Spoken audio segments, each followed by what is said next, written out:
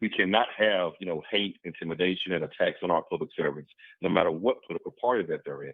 And when it comes to, these paid protests that you talked about, I'll just jump to that.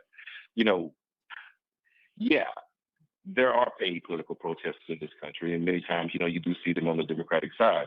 The No Kings a political protest that was deeply organized throughout the entire United States, and also here in Mississippi. They're calling it the largest, You know, well, organized protest in American history.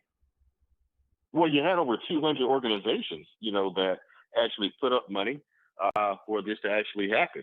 You had folks like folks from the individual movement, indivisible movement, pardon me, ACLU, uh, Federation of Teachers or teacher unions. You had people from like Move On, and if you know anything about Move On, that's the organization that Karen Jean Pierre, the former lying press secretary of President Biden's administration, that's who she used to work for, right?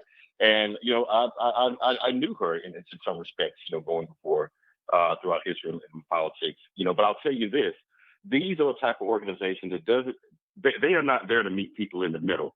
They are there to push the far left progressive agenda on the United States that a presidential election through mandate has already proven and shown that we don't want. And what they want to do is come back and start uh, uproaring society, moving people further to the left to try to gain and get votes for the next presidential election and also in the U.S. House and Senate. And they're paying people with $150, a couple $100 a day to basically go in and, raise havoc in cities. And I really appreciate what, happened up in DeSoto County. There's a black Republican sheriff up there, and he just let folks know right off the top that, hey, you can, protest here peacefully, and exercise your amendment rights and do that. But we're not going to have folks, trying to disrupt, society, disrupt our communities, and make people feel unsafe. So we have to be able to allow people to protest. If that's right, it's the right thing to do.